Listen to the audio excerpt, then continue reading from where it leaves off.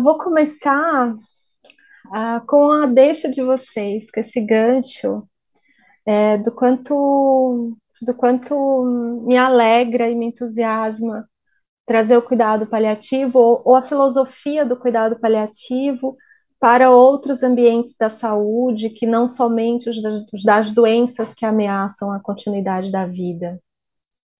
Eu sou psicóloga clínica e paliativista, mas eu atendo pacientes com doenças crônicas. Então, eu atendo pacientes com fibromialgia, com síndrome do colo irritável, com psoríase. Então, receber o convite de vocês, né, para conversar com pacientes também de doenças crônicas, que têm retocolite, que têm doença de Crohn, é a gente entender que o cuidado, ele faz parte de qualquer área da saúde. E o cuidado é o nosso motivo, né, o motivo que a gente tem e que nos impulsiona a se tornar um profissional de saúde é para cuidar. Então, mesmo que as doenças crônicas, né, não estejam dentro do nosso universo no cuidado paliativo, as pessoas estão. Então, vamos aprender a falar sobre pessoas, né, e não sobre doenças.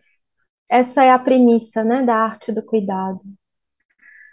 Então, eu começo trazendo uma fala do Jean-Yves Leloup, que é um dos teóricos que eu estudo sobre o cuidado, e ele diz que nós somos filhas e filhos do cuidado. E se estamos aqui, é porque alguém cuidou de nós. Então, o cuidado, ele nos humaniza, porque ele nos ajuda a lembrar quem nós somos, nos ajuda a lembrar que somos para além de nós mesmos, nos tira desse individualismo e dessa autorreferência, e nos mostra o quanto para a nossa sobrevivência, nós precisamos uns dos outros. Então, eu trago esse conceito do cuidado da enfermeira Elba Zoboli, que ela diz que o cuidado é toda a ação que contribui para promover e desenvolver o que faz viver as pessoas e os grupos. Eu gosto muito desse conceito porque ela foca no o que faz viver. E o que faz viver é para além de uma cura biológica. O que faz viver uma pessoa é quem ela é e não o que ela tem. Então, a gente reposiciona a cultura do cuidado para esse lugar. Nós cuidamos de pessoas, nós não cuidamos de doença. Então, quando a gente percebe isso, a Alessandra e a Júlia trazem uma paliativista, isso não faz a menor diferença de quem cuida do quê, que tipo de doença. Nós somos pessoas que cuidam de pessoas. E isso nos aproxima e isso universaliza o conceito do cuidado. Eu vou falar um pouco rapidinho, que é para caber aqui dentro do meu tempo, mas eu espero que vocês consigam aprender. Ele continua trazendo essa premissa, né, de que a dor que nós não podemos suportar é aquela para a qual nós não podemos dar um sentido. Ninguém quer sentir dor, ninguém quer sofrer. E vocês escutaram a Ana Paula, que eu tenho a honra e o prazer de dividir o mesmo espaço com ela na Casa Paliativa, que é o projeto social que nós fazemos parte. A dor, para ser suportável, ela precisa fazer sentido. E às vezes ela não vai fazer sentido na própria dor, mas no universo que a gente passa a conhecer, as pessoas com que a gente passa a conviver, as causas que a gente aprende a abraçar, as reconciliações que a gente faz nos nossos vínculos sociais. Então, nós vamos extraindo desse evento que a gente não controla, porque nós não controlamos se a gente vai ter doença A ou B, a gente não tem a capacidade de impedir, mas nós temos a liberdade de escolher como a gente vai viver a nossa vida, mesmo portando uma doença crônica. Essa é a nossa decisão de maior liberdade e autonomia na vida. É decidir como eu quero que a minha vida seja, apesar dos limites que a própria vida me impõe. O que eu faço com isso? Então, o Leloup traz essa forma de a gente olhar para o paciente, para as pessoas, né, para além dos seus diagnósticos. E ele diz que todo ser humano traz um germe de luz que nada e ninguém pode apagar ou diminuir. Esse germe de luz, né, essa fonte de luz interna que nós possuímos, é o que ele chama de imunidade essencial.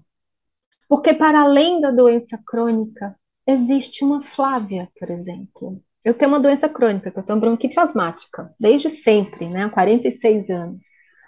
Mas existe uma Flávia para além disso, eu tenho uma vida para além disso, eu tenho saúde para além da minha doença crônica. Então, um profissional de saúde é a pessoa que vai olhar para essa parte saudável e não apenas para a doença. Então, a gente precisa entrar em contato com a imagem de ser humano que eu tenho. E a Alessandra falou sobre isso na fala. Alessandra, é a Alessandra também, né, que acabou de falar conosco, a Alessandra Castro. Ela acabou de trazer isso, né, de que nós somos muito mais que um corpo somático. Eu não sou esse corpo somático apenas. Eu tenho emoções, eu tenho pensamentos, eu tenho desejos de vida. Eu tenho um espírito que anima esse corpo. E quando eu falo de espírito, eu também não estou falando de religião, mas eu estou falando do sentido da minha vida, que é para que eu existo e para quem eu existo. São as minhas relações, as minhas escolhas, a forma como eu manifesto a minha vida.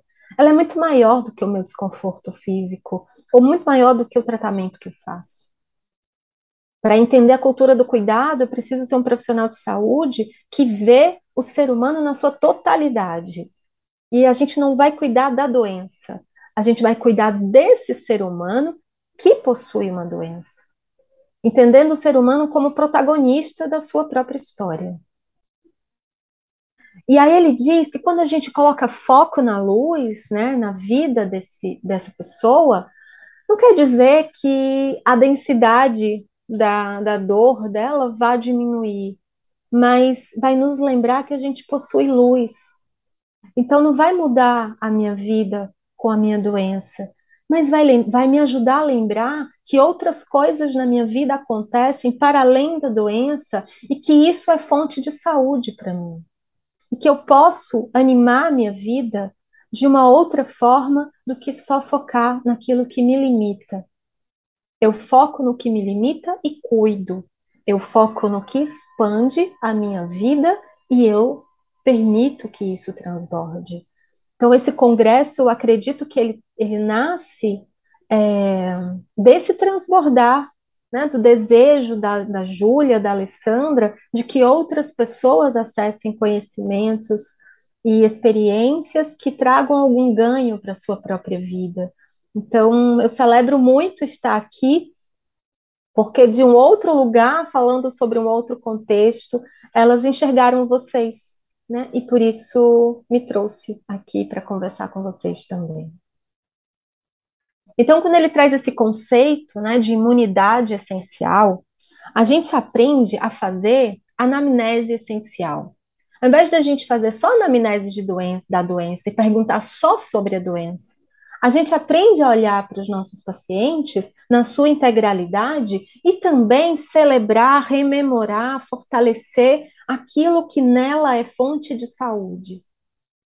Então ele fala que a anamnese essencial é essa rememoração constante, né? Através da consciência, da respiração, da invocação da presença dessa essência, quem nós somos na nossa totalidade. Então ele diz que a gente primeiro cuida do que vai bem na pessoa. Depois é que a gente olha para a doença. Primeiro eu fortaleço esse ser, para que essa fortaleza interna sustente os desafios que ela precisa passar no processo de adoecimento dela. Então, cuidar de um ser, né? Cuidar de um ser integral é cuidar de uma pessoa que tem uma face, que tem um semblante único e que guarda em si a imunidade essencial. Nós podemos estar aqui reunidos tendo como esse ponto de encontro a doença de Crohn, a retocolite, mas quando a gente expande, a gente fala de doença crônica, quando a gente expande, a gente fala de doença, quando a gente expande, a gente fala de ser humano. Então, quando a gente olha para esse ser, eu não posso generalizar. Tem toda uma história, tem toda uma biografia que vai trazendo, vai tornando a nossa história uma história singular. Então, quando a gente vai cuidar de uma pessoa, a gente não vai olhar apenas para o que diz o diagnóstico, mas o que essa pessoa diz sobre a própria vida. A gente entende que na cultura do cuidado, o paciente é o protagonista do seu processo. Nós somos apoiadores. A doença é uma parte da biografia dessa pessoa. Então, a gente muda a perspectiva do olhar para os nossos pacientes e a gente entende que cuidar de um ser, né, cuidar de um ser humano, é cuidar do seu corpo. Todos nós possuímos um corpo e esse corpo está vivo, apesar das limitações que ele possa trazer de um adoecimento, né? A minha atuação principal atualmente é com pacientes oncológicos, né, que tenham doenças graves que ameaçam a vida. Ainda assim, esse corpo não limita. Então, quando a gente oferece um cuidado adequado para o nosso corpo somático, para o nosso corpo físico, as outras manifestações da vida elas se tornam possíveis. Então, o nosso corpo ele está vivo e é o templo que guarda a nossa história. Nosso corpo é muito mais do que sintomas de adoecimento. É o templo da nossa história. Portanto, a gente passa a perguntar, né, o que é a anamnese essencial? Eu perguntar o que está enfermo nesse corpo, mas também o que está saudável nele. E como você quer expressar a sua saúde? Como você deseja cuidar do que está enfermo em você e como você deseja manifestar o que está saudável em você. Então a gente vai aprendendo que a vida ela se expande à medida que nós também transcendemos o que a gente entende por doença. As doenças elas atingem o corpo somático, mas não atingem o nosso espírito, a nossa alma, a nossa consciência de vida. Então, estamos aqui reunidos porque nós acreditamos que existe vida para além dos diagnósticos de doença crônica que a gente venha a receber. Cuidar de um ser é cuidar das vestes, é cuidar de como a gente quer estar no mundo, como a gente quer se apresentar para o mundo. E aqui é um cuidado, sabe, para que os profissionais de saúde honrem isso e tenham respeito pelo espaço do paciente, tenham respeito sobre como ele quer ser cuidado, isso é dignidade. Né? Então, quando a gente fala de cuidado, a gente não está falando só de procedimento médico ou de medicalização do cuidado, estou falando de dignidade. E é digno você respeitar como essa pessoa, por exemplo, quer estar vestida, como esse ambiente pode estar cuidado. Então, a gente pergunta, né, que vestes te representam, como você quer cuidar, como você vai se vestir, como você se organiza, como você organiza a sua rotina, como essa rotina pode trazer para você sensação de dignidade, porque a gente sabe o quanto as doenças crônicas, elas são socialmente desconfortáveis e potencialmente constrangedoras. Eu atendo paciente com doença crônica, principalmente fibromialgia, e é extremamente difícil as pessoas compreenderem que, por exemplo, doenças que com diagnóstico clínico, né, que não tem aquele exame que comprova, por exemplo, é o tempo inteiro buscar legitimação social de que a pessoa é portadora de uma doença crônica. Então, a gente percebe que cuidar está para além do tratamento e do remédio, mas é o cuidado com o ambiente, o cuidado em como essa pessoa vai se sentir confortável e vai se sentir respeitada. Cuidar de um ser também é cuidar da relação. Nós somos relação. Nós somos um indivíduo na nossa singularidade, mas nós não somos solitários, nós vivemos em comunidade. E as relações, elas constituem a nossa história. Então, olhar para um paciente é olhar para a sua biografia, para os seus vínculos familiares, para os seus vínculos sociais e compreender que isso tudo é tão importante quanto o remédio, o procedimento e o tratamento. Então eu falo, meu lugar de fala é um lugar de profissional de saúde e é uma atenção que eu deixo, caso tenha algum profissional de saúde escutando o que a gente está trazendo, assistindo aqui com a gente, quando olharem para um paciente, entendam que essa pessoa é o amor de alguém, é o irmão de alguém, é o filho de alguém, é a mãe de alguém. Que a gente lembre que tem uma pessoa na minha frente, mas tem uma teia relacional ali com ela. Então, essa pessoa ela é preciosa. E a gente honra essas relações oferecendo cuidado e entendendo que a relação também entre cuidador e pessoa que recebe o cuidado é uma relação de amor. Porque nós estamos todos aqui, profissionais, pacientes, familiares, porque nós temos amor por alguém, por nós mesmos, pelos nossos familiares, por quem a gente cuida. É o amor que nos impulsiona. A gente tem um pouco de vergonha de falar sobre isso, mas eu espero que a gente volte a ter coragem de falar sobre o que movimenta as nossas relações. Uma doença ela se torna suportável quando o afeto é um dos remédios. E eu escuto demais isso dos meus pacientes. Quanto faz diferença? Então, no anamnese, a gente observa quem são as relações, quais são as relações que nutrem a vida desse paciente. E como essas relações desejam ser cuidadas. Como essas relações podem ser restauradas para que o paciente tenha um suporte familiar mais efetivo e mais harmônico também.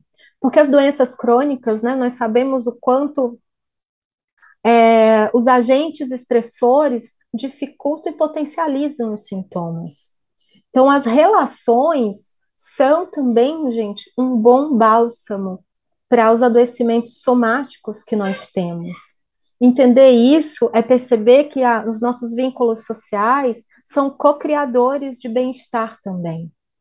Então, cultivar, né, e eu celebro muito, eu sou uma psicóloga e eu estou aqui conversando com vocês, o quanto o suporte terapêutico, o suporte emocional traz qualidade de vida e bastante qualidade de vida para os pacientes portadores de doença crônica e também para os familiares, porque aprendem a cuidar e a conviver também com essa mudança de rotina e de vida. A arte de cuidar do ser também é cuidar do desejo. Um paciente que vive algum adoecimento, nós entendemos como a desorientação do desejo, ou seja, a vida muda, é uma outra rotina que aparece. Aquele mundo que eu tinha, ele se modifica porque eu preciso integrar agora a doença que eu possuo, integrar toda a rotina que eu vou precisar viver. Então é um novo mundo que se abre.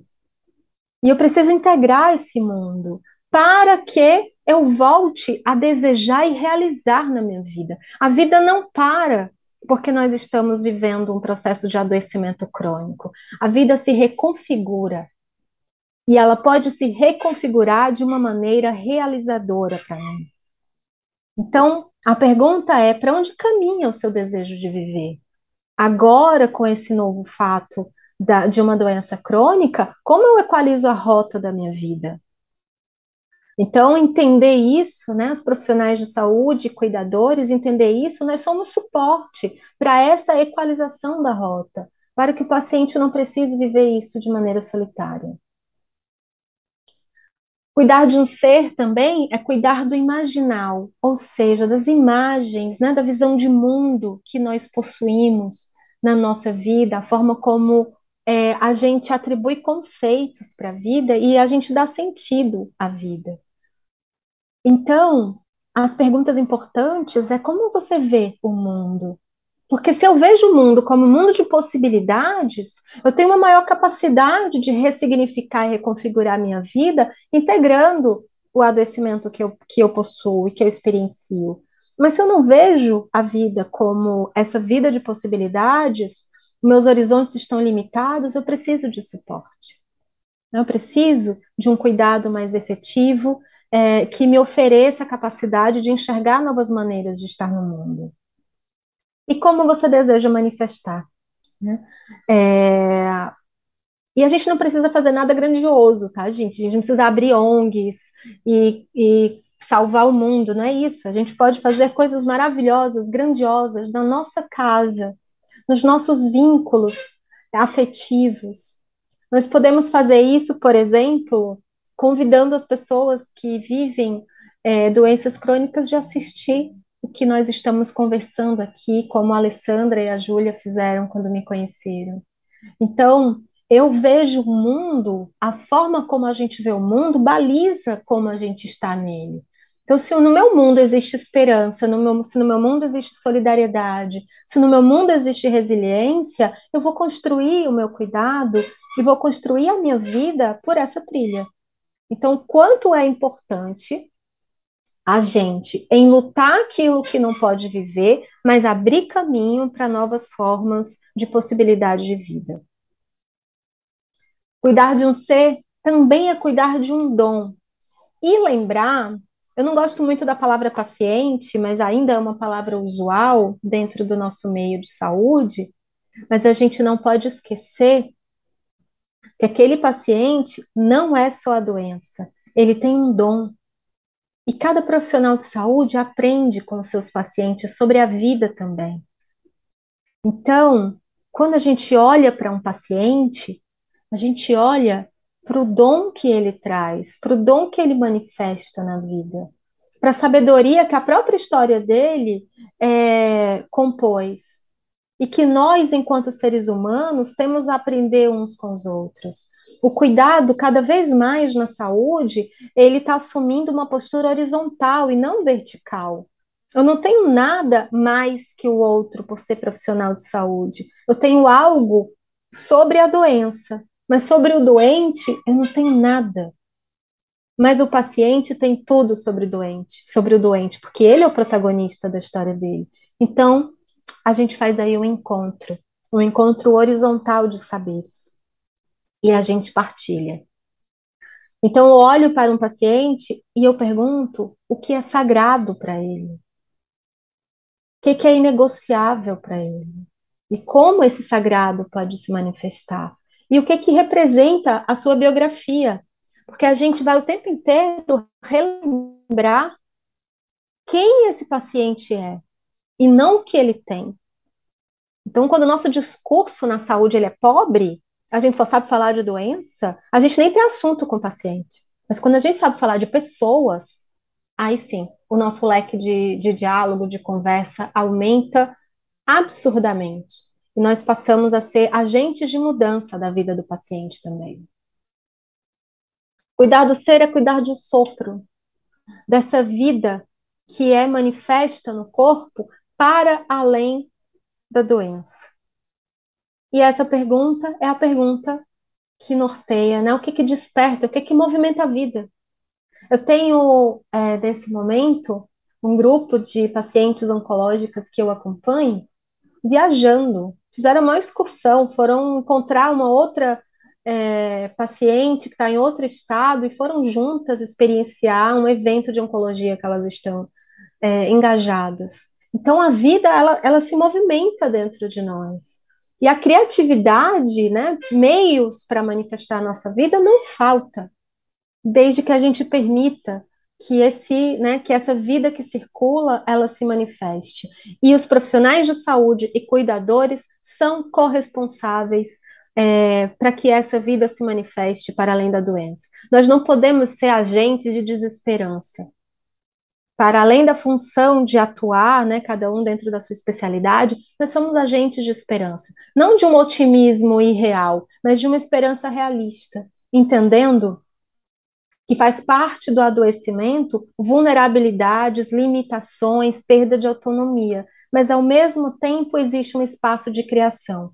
Então, esperança, gente, não é a gente sonhar com o impossível. Esperança é a minha capacidade todos os dias de criar estratégias possíveis para a minha vida de maneira incansável. Então, cuidar de um ser é uma arte, né? O cuidado é uma arte. E Leloup diz isso, né? Se olharmos para o que está bem nessa pessoa, o seu corpo sentirá. Se você sorrir para o seu paciente, mesmo que ele esteja sentindo dor, ele vai sorrir também. Então, nessa abertura que vai além da sua humanidade, permitindo que ele não se identifique só com o que passa, ou seja, com a doença, mas com a vida que permanece. E tudo isso pautado numa ética da bênção, né, que o Roberto Crema traz, E ele fala que a ética da bênção é uma ótica do bem-olhar e uma delicadeza do bem-dizer, que respeita o outro na condição de sujeito, jamais reduzindo a um rótulo ou a um sintoma, reconhecendo a sua dignidade de semblante original. Então, esse paciente tem nome, tem sobrenome, tem uma história de vida e precisa ser contemplada e respeitada como tal. A gente sabe, né? Nós somos feitos sim de medo, de tristeza, de raiva, de culpa, de vergonha, de vulnerabilidades. Mas a gente não pode esquecer que nós também somos feitos de alegria, de confiança, de esperança, de resiliência, de coragem. Isso é o que nos torna humanos. A imunidade essencial, portanto, é isso. É essa luz que cada um de nós possui e que ninguém apaga. Ninguém e nada apaga.